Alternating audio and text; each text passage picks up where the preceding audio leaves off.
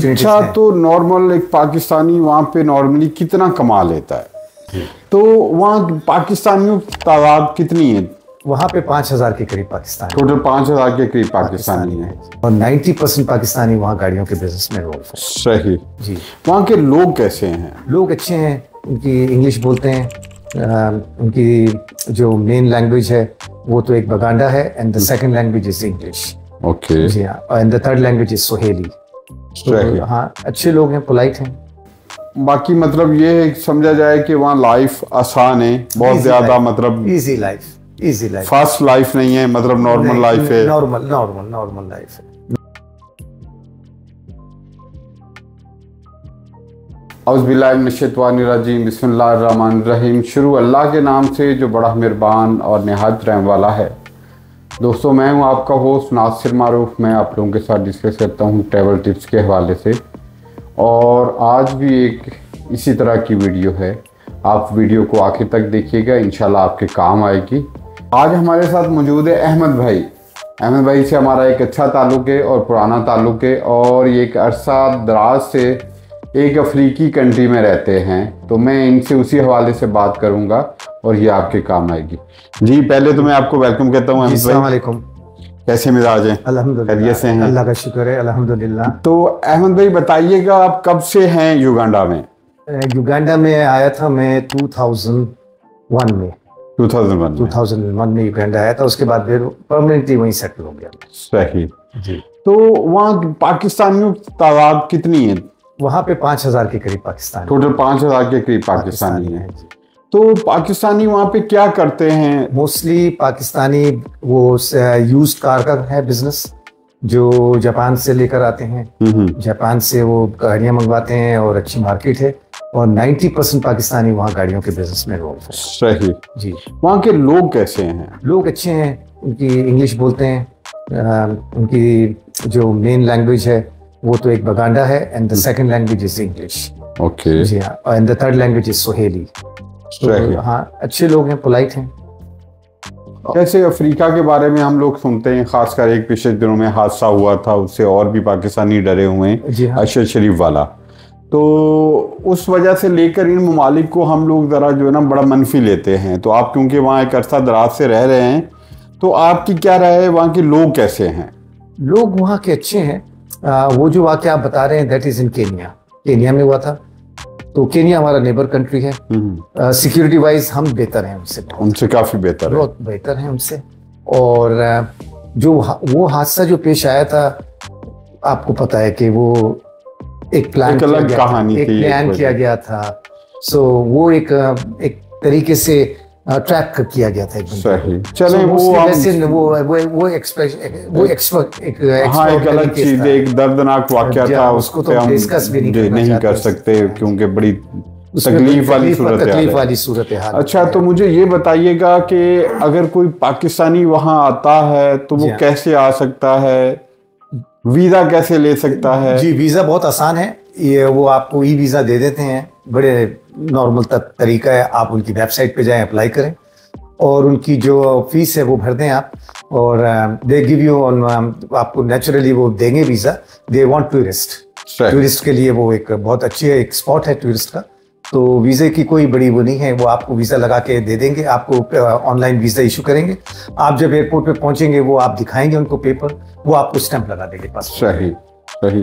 अच्छा, तो पाकिस्तानियों के लिए वहाँ कुछ मौके हैं काम के, जॉब के, बिजनेस के, या क्या बिजनेस वाइज हैं? जॉब के लिए इतने ज़्यादा नहीं है, अनलेस एंड अनटिल कोई आपको हायर करे।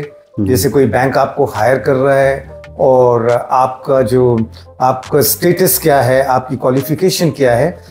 जैसे नॉर्मली उनको वो देते हैं, प्रेफर करते हैं डॉक्टर्स को, इंजीनियर्स, मतलब जो हाई प्रोफाइल लोग हैं, उनके लिए वो जॉब ऑफर करते हैं। और जो हमारे आम ब्लू कॉलर लोग हैं, मतलब वर्कर हैं, कोई हुनरमंद हैं या इस तरह के, उनके लिए जॉब की क्या है, और इसके अलावा बिजनेस की क्या अपॉर्चुनिटीज़ हैं? बिजनेस अपॉर्चुनिटीज़ हैं, छोटे मोटा बिजनेस आप खोल सकते हैं वहाँ पे, और गवर्नमेंट अलाउ करती है आपको जॉब के लिए, और आपको रेसिडेंट वीज़ा लगा के देती है 2 साल का। सही। हाँ, और वो लग जाता है। आप उनकी फीस अदा करें, आप उनकी सारी फॉर्मेलिटीज पूरी करें ऑफिशियली, देन आपको मिल जाता है, आप बिजनेस कर सकते हैं। फॉर एग्जांपल मोबाइल शॉप खोलते हैं, इलेक्ट्रॉनिक शॉप है, मोबाइल शॉप है, आपकी गारमेंट्स का काम है, तो ये चीजें हैं, सेकंड हैंड क्लोथिंग्स हैं, उसमें आप कर सकते हैं, अपॉर्चुनिटीज अच्छा, हैं। तो नॉर्मल एक पाकिस्तानी वहां पे नॉर्मली कितना कमा लेता है? वेल, ये अगर जॉब कर रहा है तो जॉब में तो जॉब को तो छोड़ दीजिए, हाँ, जॉब तो एक हाई वो बिजनेस प्रोफाइल जो है। कर रहे हैं, जो गाड़ियों का काम कर रहे हैं, they are millionaires, they are millionaires. एक ऐसे भी बंदे हैं जिनकी अपने बाउंड में, कस्टम बाउंड कहते हैं हम उसको, तो उनकी तो 200-300 गाड़ियां जापान से खड़ी रहती है हमेशा। Very good. नहीं, वो एक नॉर्मल बंदा वहां जाता है, कोई छोटी मोटी शॉप बनाता है या कोई और इस तरह का बिजनेस करता है, तो क्या उनके लिए अपॉर्चुनिटी है कि पाकिस्तान की निस्बत वहां पे कुछ है ऐसा कि जो वो कर सकता है और अपने बच्चों के लिए या अपनी फैमिली को सपोर्ट कर सकता है? कर सकता है, सपोर्ट डेफिनेटली कर सकता है।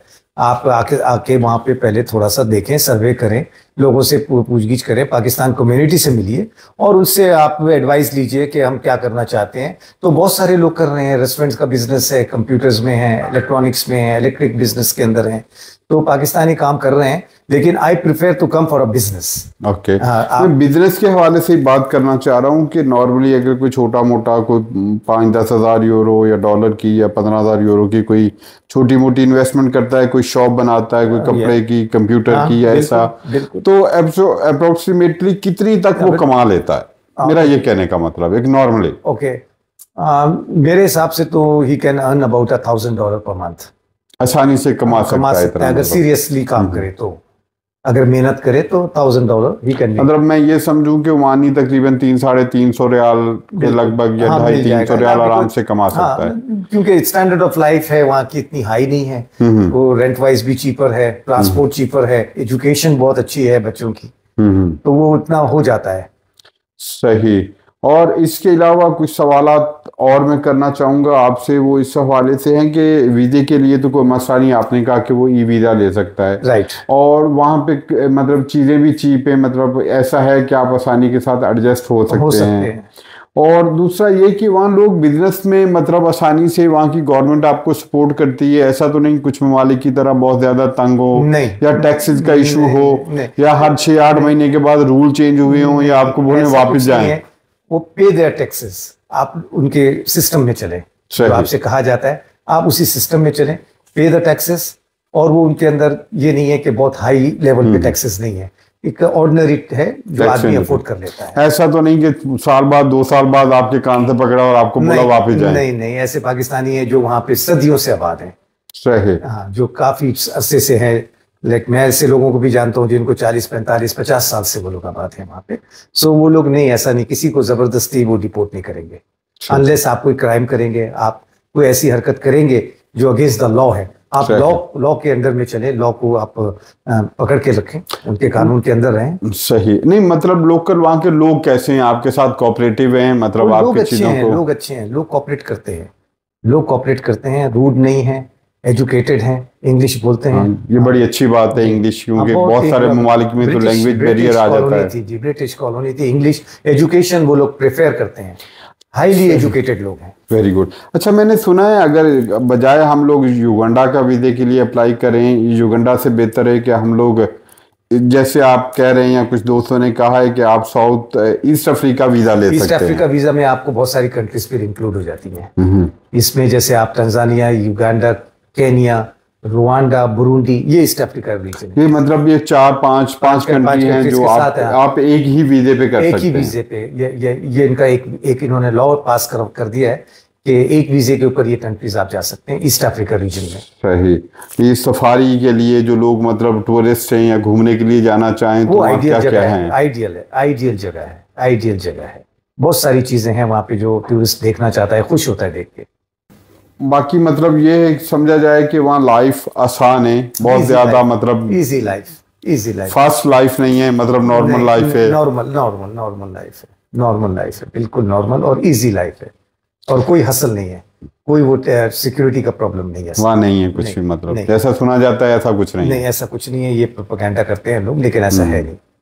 तो दोस्तों, आज की वीडियो आप लोगों ने देखी, इसके बारे में राय दीजिएगा, कमेंट्स दीजिएगा। और ये वीडियो बनाने का मकसद एक और भी था मेरा कि यार बहुत सारे लोग किसी अपनी गलती की वजह से, प्रॉब्लम की वजह से अरब कंट्री में दोबारा नहीं आ सकते, या कोई इशू है या प्रॉब्लम है, तो वो लोग अगर किसी और कंट्री में अगर ट्राई करना चाहते हैं, तो मैंने ऑलरेडी कुछ कंट्री का पहले भी बताया है, तो एक ये भी उसमें आप ऐड कर सकते हैं। आप इनको ट्राई कर सकते हैं, विजिट कर सकते हैं, रह सकते हैं, अगर समझ में आए तो आप बिजनेस कर सकते हैं। तो दोस्तों, मुझे दुआ में याद रखिएगा। मैं आपसे इजाज़त चाहूँगा इस दुआ के साथ, जहाँ भी रहें खुश रहें।